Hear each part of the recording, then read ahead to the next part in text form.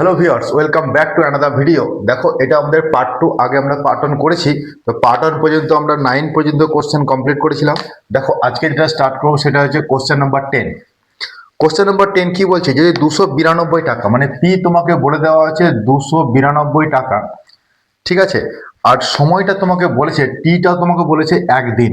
বলো তো, একদিন রাখলে তো আর হবে না, সেটাকে বছরে কনভার্ট করো, তাহলে 1/365 এটাকে রেখে দিলাম, বছর কনভার্ট করে নিলাম। এবার বলছে যদি সুদটা যদি বলে তোমাকে, আইটা বলেছে 5 পয়সা, তাহলে 5 পয়সা কেমন, তাহলে 5 পয়সাটাকে তুমি টাকা করে নাও, ডিভাইড বাই 100, এটাকে তুমি বলতে পারো টাকা। এবার তোমাকে বলছে যদি এটা হয় তাহলে আটটা কত হবে তোমাকে বের করতে হবে, ক্যাপিটাল আটটা কত হবে, বার্ষিক সুদের হার কত হবে সেটা তুমি ক্যালকুলেট করবে। তার জন্য তুমি কি লিখবে বলো, এখানে একটাই ফর্মুলা, আমরা জানি আই সমান পিটিআর বাই 100, এটা আমার ফর্মুলা। আয়ের ভ্যালু তুমি পুট করে দাও, 5 বাই কত, আচ্ছা আয়ের ভ্যালু তোমার, হ্যাঁ 5/100, কেমন, পির ভ্যালু কত 292, টির ভ্যালু কত, টির ভ্যালু 1/365, আর আর এর মান আমি বের করব ডিভাইড বাই 100। ঠিক আছে, এটা ক্যালকুলেট করতে পারলে আমি আর এর ভ্যালু পেয়ে যাব। 100 100 ক্যান্সেল করে দাও, তাহলে তুমি লেখো আর ইজিক্যাল টু 5 × 365 ডিভাইডেড বাই 292। ঠিক আছে, এইটাকে তুমি কাট করো, 73 4 যা, আর 73 তুমি যদি করো 73 5 যা, কেমন, 73 5 যা তুমি গুণ করো 365 হবে। তাহলে তুমি কি পাচ্ছ বলো তো, তুমি পাচ্ছ আর ইজিক্যাল টু 25/4, 25/4, 4 6 24, একে 25/4, তার মানে আর এর পার্সেন্টেজটা কত হয়ে গেল, 6/1/4%। ঠিক আছে, চলো নেক্সট 10 নম্বর হয়ে গেল। 11 নাম্বার কোশ্চেন।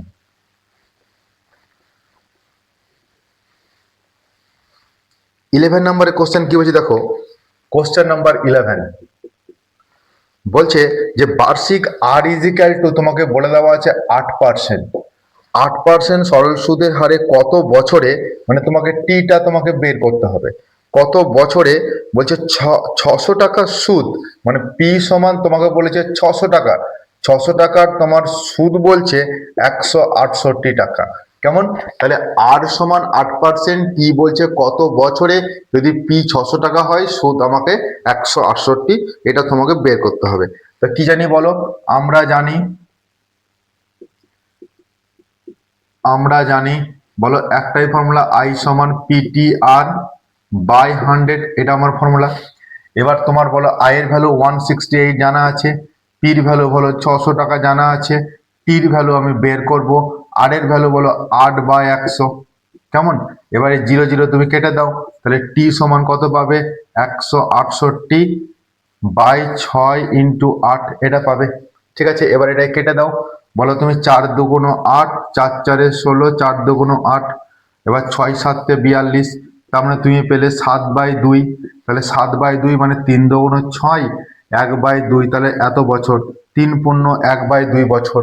ঠিক আছে, তাহলে এইটা হয়ে গেল তোমার টাইম, এত টাইমে তোমার আসল যদি 600 হয় তাহলে ইন্টারেস্ট হয়ে যাবে 168। ঠিক আছে, চলো নেক্সট আমরা দেখি কোশ্চেন নাম্বার তোমার 12, কোশ্চেন নাম্বার 12টা দেখি। কোশ্চেন নাম্বার 12 নাম্বার কোশ্চেন, তো কি বলছে দেখো, বলছে বার্ষিক আর ইজিক্যাল টু 10%, তাহলে আর ইজিক্যাল টু তোমাকে 10% বলে দেওয়া আছে। সরল সুদের হারে, সরল সুদে 800 টাকা ব্যাংকে জমা দিয়ে সুদে আসলে 1200 টাকা ফেরত পায়, তবে কত সময়ে ব্যাংকের টাকা জমা ছিল হিসাব করে লেখো। তাহলে বলছে আর ইজিক্যাল টু 10%, ঠিক আছে, কত সময় মানে তোমাকে টি বের করতে হবে, বুঝতে পারছো, টি বের করতে হবে। সরল সুদে 800 টাকা ব্যাংকে জমা রেখে, ঠিক আছে, সরল সুদ যেটা যেটা বলছে সেটা হচ্ছে 800 টাকা ব্যাংকে জমা রেখে সুদে আসলে ও পেয়েছে 1200 টাকা, তার মানে তুমি ক্যাপিটাল এ পেয়েছো তুমি 1200 টাকা সুদে আসলে, কেমন।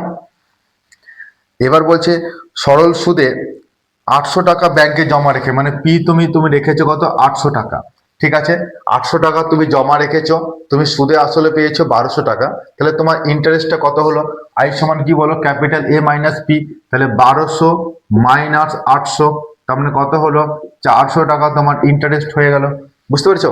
তাহলে তোমাকে এবার টাইমটা তোমাকে বের করতে হবে। এবার তুমি টাইম কি করে বের করে বলো? আমরা জানি আই সমান কি formula, PTR by 100, PTR by 100। I এর ভ্যালু কত বলো? 400 টাকা। বলো পির ভ্যালু কত? 800 টাকা। টির ভ্যালু আমরা বের করব এখানে, আর বলতে 10%, 10/100। 0 0 কেটে দাও, তাহলে টি সমান কত পাবে? 400 ডিভাইডেড বাই 8 ইন্টু 10, আবার একটা 0 কেটে দাও, 5 8 40, তাহলে টি সমান পেয়ে যাবে 5 বছর। বুঝতে পারছো? খুব সহজ অঙ্ক। চলো নেক্সট, নাম্বার 13। দেখো কোনো মূলধন একই বার্ষিক সরল সুদের হারে 7 বছরের সুদ আসলে বলছে তোমাকে 7,100 টাকা।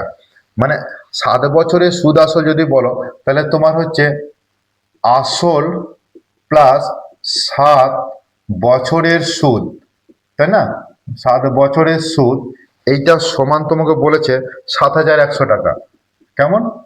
আবার তোমাকে বলছে, দেখো বলছে 4 বছরের সুদ আসল, সুদ আসল মানে কি? আসল প্লাস 4 বছরের সুদ সমান 6,200 টাকা। এটা তোমাকে বলে দেওয়া আছে, অঙ্ক তো ভালো করে বোঝো।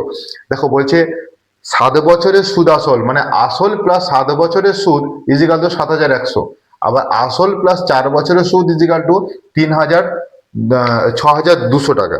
এটা তোমাকে বলে দেওয়া আছে। তাহলে তোমাকে বলছে পিটা বের করতে হবে, পি ইজিক্যাল টু বের করতে হবে, আর ইজিক্যাল টু বের করতে হবে, এই দুটো তোমাকে বের করতে হবে। তা আমি যদি ধরো এটাকে আমি মাইনাস করি, তাহলে দেখো মাইনাস করলে এটা কেটে যাবে। এটা বলো 3 বছরের সুদ হবে, 3 বছরের সুদ ইজিক্যাল টু, এটা যদি মাইনাস করি তাহলে 900 টাকা হবে। তাহলে বলো 1 বছরের সুদ কত হবে? 900/3, তার মানে 300 টাকা হলো। তাহলে 1 বছরের সুদ যদি তুমি বের করতে চাও, তাহলে তোমার কত হলো? 300 টাকা। তাহলে আমি যদি 4 বছরের সুদ যদি বের করতে যাই, তাহলে 300 ইন্টু 4 গুণ করলাম, তার মানে হচ্ছে 1200 টাকা। তাহলে 4 বছরে যদি আমি সুদ আসল এত টাকা হয়, ঠিক আছে, 4 বছরের সুদ যদি হয়, তাহলে 4 বছরে তুমি কি পাবে বলো তো? 4 বছরে তুমি আসল পাবে, পাবে না? 4 বছরের আসল কি পাবে বলো? টোটাল 6,200 টাকা থেকে যদি তুমি 1200 টাকা মাইনাস করে দাও, তাহলে তুমি 5,000 টাকা তুমি পেয়ে গেলে আসল। বুঝতে পেরেছো? তাহলে 4 বছরে আসল পেয়ে গেলে তুমি 5,000 টাকা। বুঝতে পেরেছো না পারেনি? দেখো এখানে বলছে 4 বছরের সুদ আসল তোমার এত টাকা। এবার আমি 4 বছরের সুদটা বের করে নিলাম, তাহলে 4 বছরে আসল তুমি পেয়ে গেলে। আমাকে বের করতে বলেছিল আসল এবং তোমাকে বের করতে বলেছে আর। এবার আরটা তুমি কি করে বের করে বলো তো? দেখো আর বের, তাহলে 4 বছরে আসল তুমি পেয়ে গেলে। এবার দেখো তো টি সমান তুমি বলছো 4 বছর, ঠিক আছে, 4 বছরে পি সমান তুমি বলেছো 5,000 টাকা আসল। কেমন? আচ্ছা, তুমি আর ইজিক্যাল টু বের করবে, আর আইটা সুদটা কত বলেছে? 4 বছরের সুদ তুমি জানো, দেখো 1200 টাকা, ঠিক আছে, তাহলে 1200 টাকা। এবার তুমি এখান থেকে তুমি ক্যালকুলেট করে কি বের করবে বলো তো? তুমি বের করবে, আটটা পার্সেন্টেজ বের করবে। তাহলে বলো আই সমান পিটি আর বাই 100, তুমি জানো। তাহলে আই এর ভ্যালু কত? 1200 টাকা। পির ভ্যালু কত বলো? 5,000 টাকা। টির ভ্যালু কত? 4। আটটা তুমি ক্যালকুলেট করবে, 0 0, এই 0 0 কেটে দিলাম, ঠিক আছে। তাহলে 1200 টাকে তুমি ভাগ করছো 50 ইন্টু 4 দিয়ে, সমান আর। 0 0 কেটে দাও, 4 3 12, 5 6 30, তাহলে আর সমান কত পেয়ে গেলাম? 6%।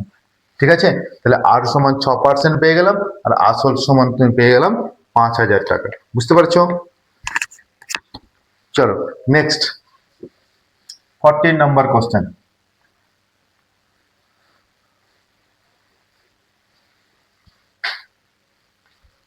দেখো 14 নাম্বার কোশ্চেন কি বলছে, দেখো বলছে একই সময় অমল রায় ব্যাংকে এবং পশুপতি ঘোষ পোস্ট অফিসে 2,000 টাকা জমা রাখেন।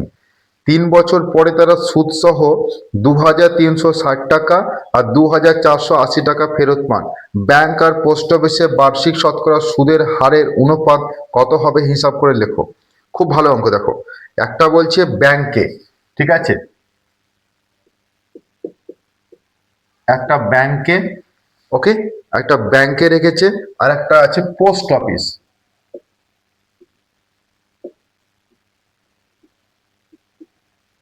একটা আছে পোস্ট অফিস, তাহলে ব্যাংক একটা আছে, একটা পোস্ট অফিস আছে। এবার বলছে তারা দুজনে কিন্তু মানে যে আসল সেটা 2000 টাকা কিন্তু জমা রেখেছেন, পোস্ট অফিসেও রেখেছেন, ব্যাংকেও রেখেছেন, ঠিক আছে। এবং বলছে 3 বছর পর, মানে টি সমান তোমাকে বলছে 3 বছর, টি সমান তুমি বলছো 3 বছর, তাহলে 3 বছর পরে তুমি কি পাচ্ছ না সুদ সহ, সুদ সহ তুমি মানে ক্যাপিটাল এ তুমি পাচ্ছ 2360 টাকা, আর এখানে ক্যাপিটাল এ পাচ্ছ 2480 টাকা। কেমন? তাহলে পোস্ট অফিস আর যে ব্যাংক, এদের বার্ষিক শতকরা সুদের হারের অনুপাত কত হবে সেটা তোমাকে বের করতে হবে। তাহলে পি বলে দেওয়া আছে, টি বলেছে, ক্যাপিটাল এ বলে দেওয়া আছে। এবার তুমি বলো তো এখানে আই কত পাবে? আই তুমি ক্যাপিটাল এ মানে 2360 মাইনাস 2000 টাকা, তাহলে তুমি পাবে 360 টাকা। তাহলে এইখানে ইন্টারেস্ট কত পাবে বলো? 2480 মাইনাস 2000 টাকা, তাহলে 480 টাকা। এবার তুমি দুটো ক্ষেত্রে আরটা বের করবে, দিয়ে আর এর অনুপাতটা তোমার দরকার। দেখো তাহলে আই সমান কি formula? P T R by 100 formula. R সমান আই ইন্টু 100, তাহলে 360 into 100 divide by PT, P বলতে 2000 টাকা, ইন্টু টি বলতে কত? 3 বছর। কেমন? তাহলে তুমি দেখো এই দুটো জিরো, দুটো জিরো, একটা জিরো কেটে গেল, 3 একে 3, 3 দুগুণ 6, 2 6 12, তাহলে আর সমান কত পেলাম? 6% একটার ক্ষেত্রে। আর দ্বিতীয় ক্ষেত্রে যদি বলো আই সমান পিটি আর বাই 100, এক্ষেত্রে তুমি কি পাবে বলো? এক্ষেত্রে টি পাবে I into 480 into 100 divided by 2000 টাকা, ইন্টু টি বলছে তোমার 3 বছর।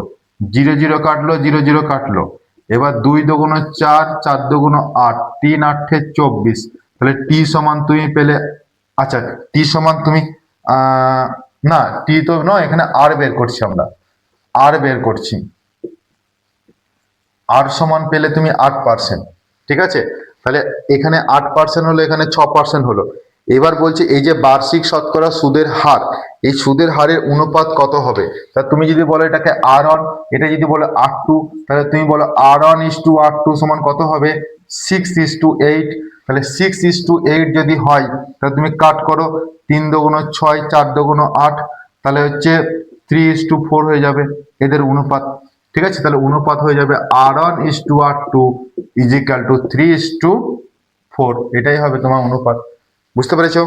চলো, ভালো অঙ্ক।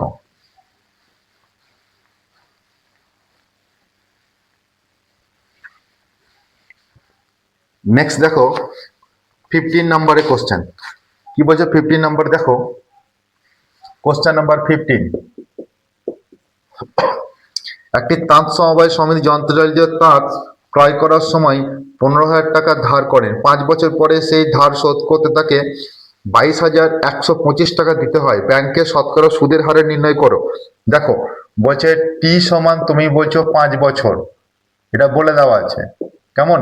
টি সমান 5 বছর, তুমি বলছো ব্যাংক থেকে তুমি তাঁত চালানোর জন্য তুমি কত? 15,000 টাকা। কেমন? 15,000 টাকা তুমি ধার নিয়েছিলে, শোধ করতে গেলে তোমাকে দিতে হচ্ছে কত? তার মানে 22,125 টাকা দিতে হচ্ছে। তাহলে আর সমান কত তোমাকে বের করতে হবে। দেখো এই অঙ্ক করতে গেলে আমি যখন সুদ সহ তুমি ব্যাংকে যখন রিটার্ন করছো এই টাকাটা দিতে হবে, তার মানে তোমাকে সবৃদ্ধি মূল তোমাকে দিতে হচ্ছে, এই টাকাটা তোমাকে দিতে হচ্ছে। তার মানে তোমার ইন্টারেস্ট কত? ইন্টারেস্ট কত পাচ্ছ বলো? 22,125 মাইনাস 15,000 টাকা, এটা যদি তুমি মাইনাস করো তাহলে তুমি পাবে, দেখো 125 আর 5 7 আর 5 12, এখানে 7,125 টাকা তোমার হচ্ছে ইন্টারেস্ট। এবার তুমি বলছো এখান থেকে তুমি 8টা বের করবে, তাহলে কি বলো? উই নো দ্যাট, মানে আমরা জানি আই সমান কি ফর্মুলা? PT R by 100। এবার এখান থেকে তুমি 8টা বের করবে, তাহলে আর ইজিক্যাল টু কি বলো? I into 100 by PT. তাহলে বলো আই এর ভ্যালু কত? এখানে 7,125 ইন্টু 100 ডিভাইডেড বাই পির ভ্যালু কত বলো 15,000 টাকা ইন্টু টি কত বলো, টি বলতে 5 বছর, 0 0 কেটে দাও। এবার তুমি এটাকে 5 দিয়ে কাটো, 5 একে 5, 6 7 21, 4 5 20, 5 2 10, 5 5 25, আবার 5 দিয়ে কাটো, 5 3 15, 5 2 10, 42, 5 8 40, 5 5 25, আবার 5 6 30, 5 5 25, 26 27 28 35, 5 7 35, ঠিক আছে। আবার 3 দিয়ে কাটো, 3 2 6, 3 1 3, 4 5, 3 9 27, তাহলে তুমি পেলে 19/2, ঠিক আছে, 19/2, তাহলে 8 2 16, 9 2 18, 9 2 18, 9 15 1/2, এত পার্সেন্ট তুমি পেয়ে গেলে তুমি ইন্টারেস্ট, সুদের হার। দেখো কোশ্চেন নাম্বার 16, কোশ্চেন নাম্বার 16 কি বলছে, বলছে আসলাম চাচা কর্মক্ষেত্রে অবসর নেওয়ার পরে 1,00,000 টাকা পেল। বলছে ওই 1,00,000 টাকার কিছু টাকা পোস্ট অফিসে এবং বাকি টাকা ব্যাংকে জমা রাখলেন।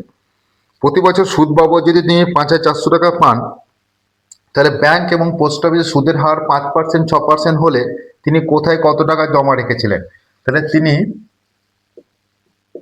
একটা হচ্ছে ব্যাংকে আর একটা হচ্ছে পোস্ট অফিসে, ঠিক আছে। তাহলে আমি ধরে নিচ্ছি যে তিনি ব্যাংকে X টাকা জমা রাখলেন। টোটাল তার কাছে কত টাকা আছে না 1,00,000 টাকা আছে, ঠিক আছে, 1,00,000 টাকা আছে। এবার এই 1,00,000 টাকার মধ্যে আমি ধরে নিলাম যে X টাকা ব্যাংকে এবং 1,00,000 মাইনাস X টাকা তিনি আমি ধরলাম যে তিনি ব্যাংকে জমা রাখলেন, ঠিক আছে। 1,00,000 মাইনাস X টাকা আমি ধরে নিলাম তিনি ব্যাংকে জমা রাখলেন। এবার এই যে দুটোর ইন্টারেস্ট কিন্তু ডিফারেন্ট। বলছে তোমাকে আর সমান, একটা বলছে ব্যাংকে 5% আর এখানে বলছে 6%। কেমন বুঝতে পারছো? মানে ব্যাংকে রেখেছে X টাকা, তো পোস্ট অফিসে রেখেছে 1,00,000 মাইনাস X টাকা, আর সমান, ঠিক আছে। এবার তুমি কি বলছো না, এবার তুমি বলছো যে এদের যে সুদ, সে সুদ বাবদ প্রতি বছর 5,400 টাকা তিনি সুদ পান। তাহলে এই যে সুদ, এখানে বলবো আয়ন বের করব, আয়ন, আর এইটার যদি সুদ আমি বলি I2, তাহলে আয়ন প্লাস I2 মানে 5,400 টাকা তোমাকে বলে দেওয়া আছে। কেমন, এইটা তোমাকে বলে দেওয়া আছে। এবার তুমি বলবো প্রতি বছর, তার মানে টি সমান তোমার কত, 1 বছর, টি সমান কত বলো, 1 বছর, তাহলে বছরটা তোমাকে বলে দেওয়া আছে। এবার তুমি এখান থেকে কি বের করে বলো, আই সমান PTR বাই 100, আয়ন বলো এটাকে, পির ভ্যালু বলো X, টির ভ্যালু 1, আর এর ভ্যালু 5%, তাহলে এইটা হয়ে গেল 5X বাই 100 হয়ে গেল, আয়নটা পেলে। তাহলে I2 কত পাবে তুমি বলো, তাহলে PTR বাই 100, তাহলে এইটা মাইনাস X, এটা হচ্ছে পি, আচ্ছা টি বলতে এখানে 1 আর এখানে 6%, তার মানে তুমি এইটা পেলে। তাহলে এই দুটোর ইন্টারেস্টটা তোমাকে 5,400 বলে দেওয়া আছে, ঠিক আছে। তাহলে এবার তুমি বলবে শর্তানুসারে, তাহলে শর্তানুসারে কোনটা পাবে, ion plus I2 is equal to 5,400, তাহলে 5X বাই 100 প্লাস, ঠিক আছে, 1,00,000 মাইনাস X ইন্টু 6 বাই 100 সমান 5,400, এইটা তোমাকে বলে দেওয়া আছে, ঠিক আছে। এইটাকে সমাধান করে তোমাকে X এর মানটা বের করতে হবে, বুঝতে পারছো? তো দেখি সমাধানটা কিরকম আসে। দেখো আমি লিখছি 5X by 100, 5X by 100 plus এইটা ইন্টু 6 বাই 100, তাহলে হচ্ছে এটা হচ্ছে 6 লাখ হয়ে গেল, 6 lakh by 100 minus 6X by 100 is equal to 5,400। কেমন, এটাকে সলভ করতে হবে। তাহলে এটার সাথে এটা গুণ করে ডিভাইড বাই 100 করলাম। তাহলে দেখো এই যে 5X, এই দুটো যদি ক্যালকুলেট করি, এই দুটো যদি ক্যালকুলেট করি, পড়ে থাকবে কত, মাইনাস X বাই 100 পড়ে থাকবে, আর এটা 0 0 কেটে দিলে পরে পড়ে থাকবে 6,000 টাকা সমান 5,400। তাহলে minus X by 100 is equal to 5,400, আর এইটাকে তুমি এইদিকে নিয়ে যাও, তাহলে মাইনাস 6,000, ঠিক আছে। তাহলে মাইনাস 6,000 যদি করা হয় তাহলে মাইনাস 600, কেমন? তাহলে x সমান মাইনাস বোথ সাইড কেটে দাও তুমি, তাহলে 600 ইন্টু 100, ঠিক আছে, তার মানে হচ্ছে 60 এর পরে 3টে জিরো, তাহলে x সমান তুমি পেয়ে গেলে 60,000 টাকা। এক্স সমান তুমি পেয়ে গেলে 60,000 টাকা। তাহলে এক্স এর মান যদি 60,000 টাকা হয়, তার মানে তিনি 60,000 টাকা কোথায় রেখেছিলেন? ব্যাংকে রেখেছিলেন। তাহলে পোস্ট অফিসে কত রেখেছিলেন? পোস্ট অফিসে রেখেছিলেন 1,00,000 টাকা মাইনাস 60,000 টাকা। তার মানে পোস্ট অফিসে তিনি রাখলেন কত? 40,000 টাকা। বুঝতে পারলে? তাহলে ব্যাংকে যদি তিনি 60,000 টাকা রাখলেন, তাহলে পোস্ট অফিসে তিনি রাখলেন 40,000 টাকা। খুব ভালো অঙ্ক, ঠিক আছে। তো চলো নেক্সট দেখি। আচ্ছা, এবার হচ্ছে তোমার 16 হয়ে গেল, 17 নম্বর কোশ্চেন। কোশ্চেন নাম্বার 70 বলছে রেখা দিদি তার সঞ্চিত অর্থের 10,000 টাকা দুটি আলাদা ব্যাংকে ভাগ করে জমা রেখে দিলেন। ব্যাংক থেকে তিনি 6% আর এবং অন্য জায়গা থেকে 7% 2 বছর পরে সুদ বাবদ। একই কোশ্চেন, এই 16 দাগের কোশ্চেন, কোশ্চেন নাম্বার 16 আর 17 তোমার একই কোশ্চেন। এইটা তোমরা বাড়িতে করবে 16 নম্বরটা দেখে দেখে, ঠিক আছে। 16 নম্বরটা দেখে দেখে 17 নম্বর কোশ্চেনটা করবে একই সেম টু সেম। এখানে হবে কত? এখানে যেমন তোমার 10,000 টাকা বলে দেওয়া আছে, আর এখানে হবে 10,000 মাইনাস এক্স। এই দুটো টার্মের ইন্টারেস্টটা বের করবে, আই1 আর I2। তাহলে I1 প্লাস I2 তোমাকে বলেছে 1280 টাকা, ঠিক আছে। তাহলে তোমার 17 নম্বর কোশ্চেন সলভ হয়ে যাবে।